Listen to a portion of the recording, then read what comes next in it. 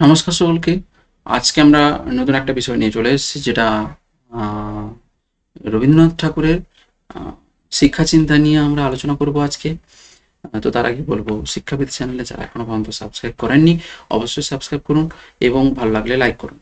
এবং তাহলে আমরা WBSSCর যে সেলেস্টের প্রিপারেশান নিচ্ছি, বিশেষ করে এডুকেশন সাবজেক্টে যারা আছেন, তাদের প্রত্যেককে বলবো অবশ্যই দেখুন ভিডিওগুলো, ভালো লাগবে।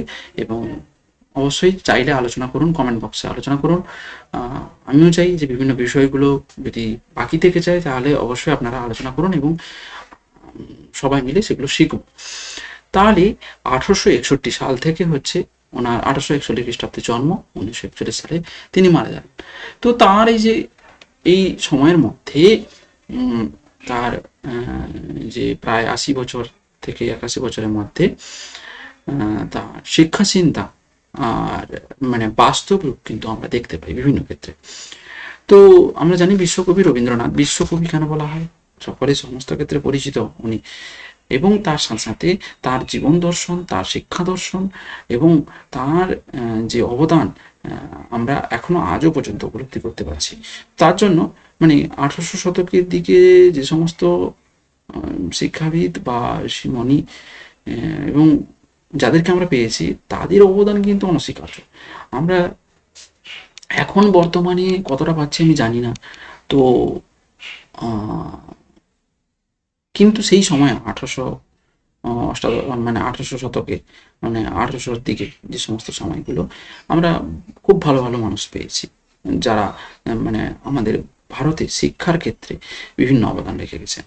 তো তা কলকাতায় জন্মগ্রহণ করছেন তিনি এবং পরে তিনি বোলপুরে আসছেন, বোলপুরে এসে শান্তিনিকেতন প্রতিষ্ঠা করলেন 1901 সালে এবং পাঠভবন নামে বিদ্যালয় স্থাপন করছেন। তারপর তার শিক্ষা চিন্তাকে বাস্তব রূপ দেওয়ার জন্য 1921 সালে শান্তিনিকেতন বা বিশ্বভারতী বিশ্ববিদ্যালয়ে পরিণত হয়। বর্তমানে এটি একটা আন্তর্জাতিক শিক্ষাক্ষেত্র হিসেবে পরিগণিত হয়েছে। তার সাথে সাথে ইউনেস্কো হেরিটেজও পেয়েছে 17ই সেপ্টেম্বর মনে হয় 2022 না 23-এ মনে হয়। তো এটা ইউনেস্কো হেরিটেজ পেয়েছে। তো 1913 খ্রিস্টাব্দে তারপর তিনি রবীন্দ্রনাথ সাহিত্যে কিন্তু নোবেল পুরস্কার পাচ্ছেন। খুবই ইম্পর্টেন্ট জিনিসগুলো আমি বলছি। নোবেল পুরস্কার পাচ্ছেন তিনি। তারপর হচ্ছে শিক্ষাক্ষেত্রে তোতা কাহিনী, শিক্ষা সমস্যা, স্ত্রী শিক্ষা প্রভৃতি ক্ষেত্রে কিন্তু তিনি গ্রন্থ প্রবন্ধ কিন্তু রচনা করছেন এবং প্রচলিত শিক্ষার যে সমস্যা সেগুলোকে নিয়ে আলোচনা করছেন। তারপরে আহ, তিনি বলছেন যে আর্লি এডুকেশন তিনি প্রথম হোমেই কাটিয়েছেন, বাড়িতেই কাটিয়েছেন। পরেই তিনি হচ্ছে সংস্কৃত, ইন্ডিয়ান ফিলোসফি, অ্যাস্ট্রোনমি এগুলোর উপর গুরুত্ব দিয়েছেন এবং তিনি রিজিড এডুকেশন সিস্টেমটাকে হচ্ছে ডিসলাইক করতেন।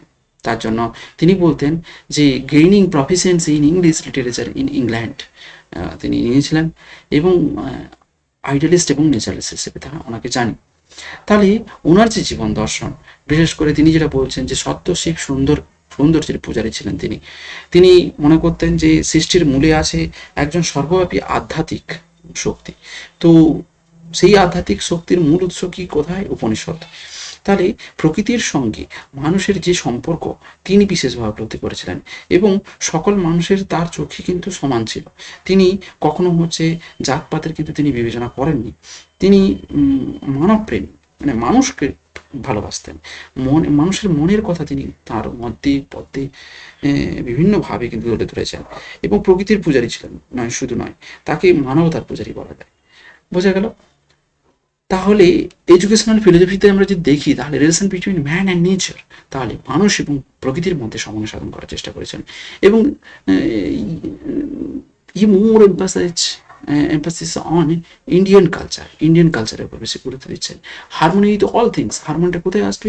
সমস্ত কিছুতে। এবং তিনি তার জন্য বলছেন একটা জিনিস বলছেন যে education not merely give us only information but makes our life harmony with all existence, তিনি এটা বলছেন। তারপরে হারমোনি উইথ নেচার, ইন্টারন্যাশনালিজম। তো ইন্টারন্যাশনাল মানে আন্তর্জাতিকতাবাদে বোধ তিনি তৈরি করতে চেয়েছেন। হিউম্যানিজম, মানবতাবোধ। তারপরে হচ্ছে মানবতাবাদ এর ছিলেন প্রবট হিউম্যান ব্রাদারহুড, কে প্রমোট করতে চেয়েছিলেন এবং আধ্যাত্মিকতার কথা বলছেন, মাস এডুকেশনের কথা বলছেন। বোঝা গেল?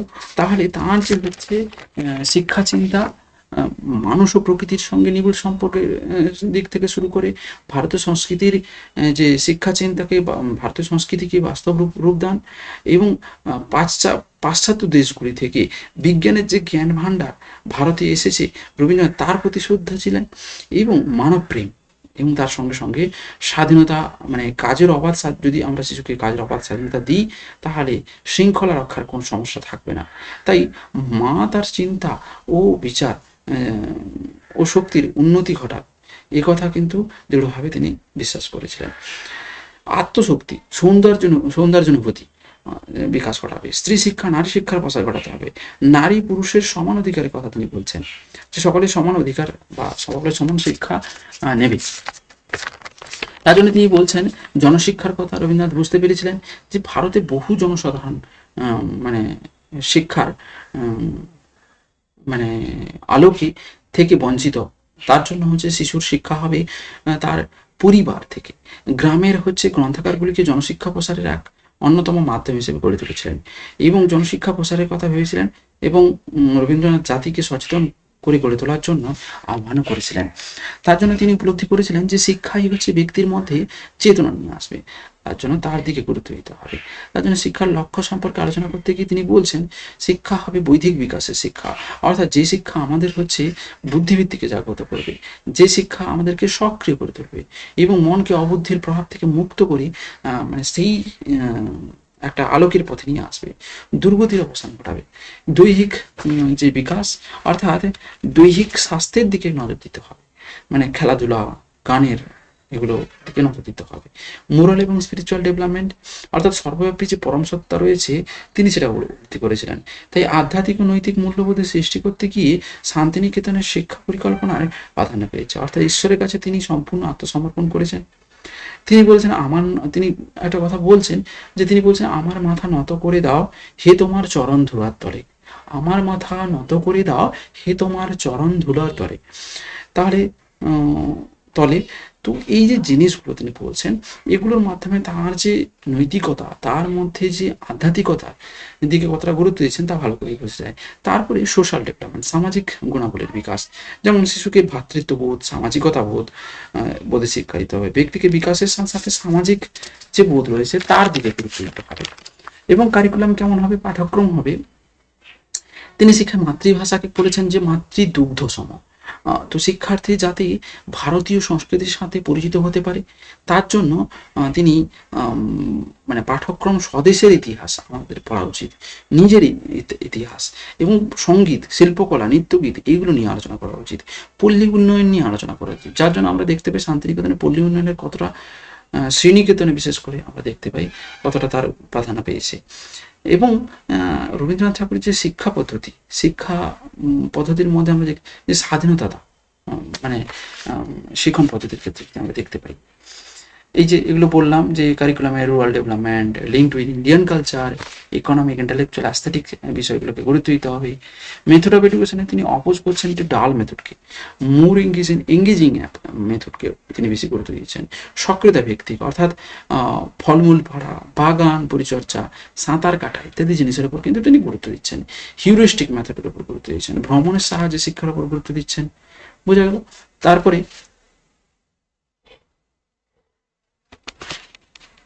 সৃজনাত্মক কাজের উপর গুরুত্ব দিচ্ছেন।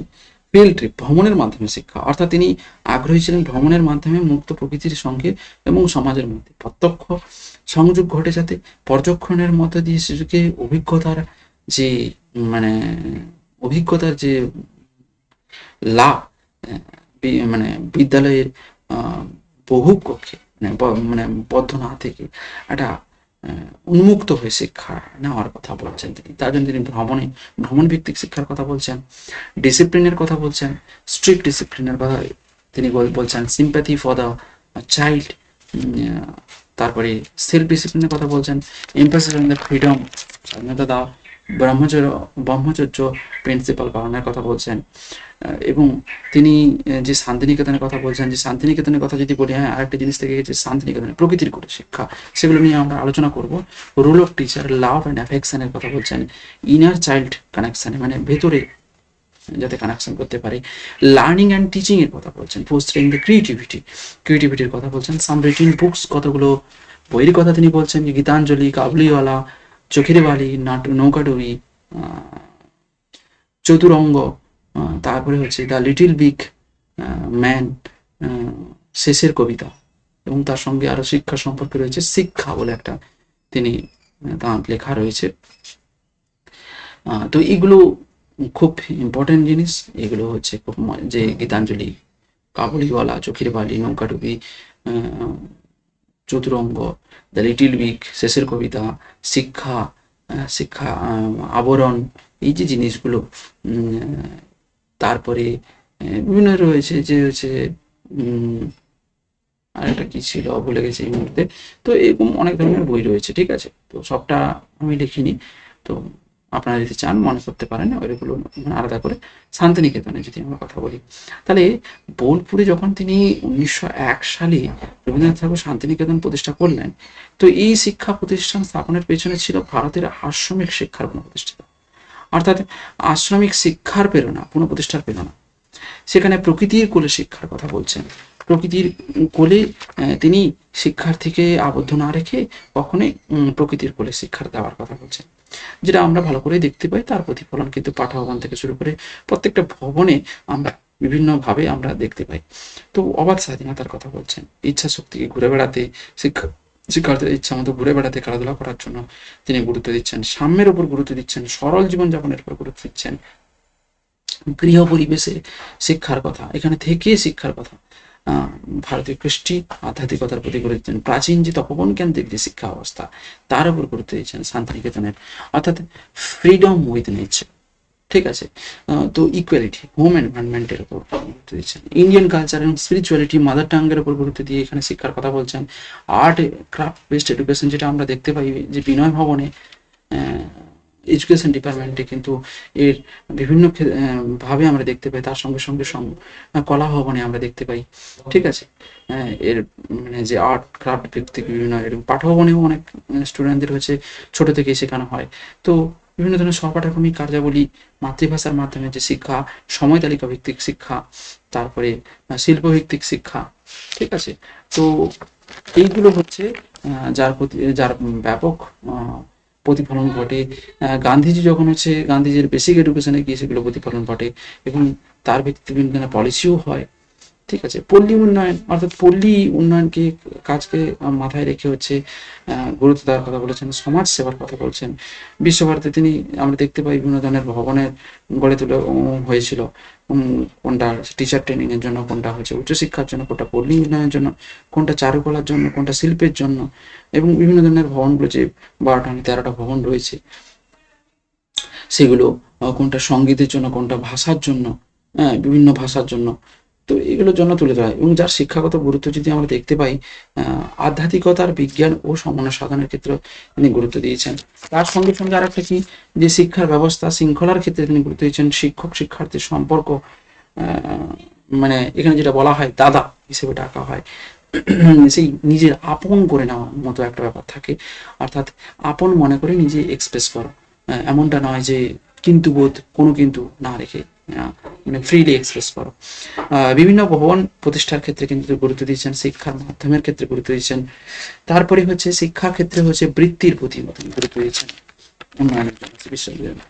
তাই তিনি বলছেন, রবীন্দ্রনাথ ঠাকুর বলছেন যে শিক্ষা শুধুমাত্র তথ্য পরিবেশন করবে না, আমি যেটা বললাম কিছুক্ষণ আগে, যে এডুকেশন নট অনলি ফোকাস বা not only provide only not only focus only information, বা education not only provide education, এটা বিশ্ব সত্তার বা বিশ্ব প্রকৃতির সঙ্গে সামঞ্জস্য বিধানের মাধ্যমে কিন্তু জীবনকে একটা তাৎপর্যপূর্ণভাবে এগিয়ে নিয়ে, not only focus education, it gives us it not only gives us information but makes our life harmony with all existence. বোঝা গেল? তো আজকে এত পর্যন্ত, thank you so much, thanks to all of you. তো আশা করি ভালো লাগলো। আমি আরও ডিটেলসে আলোচনা করতে পারতাম, বাট আমার বেসিক যে জিনিসগুলো সেগুলোকে নিয়ে আমি আলোচনা করলাম। তো থ্যাংক ইউ সো মাচ।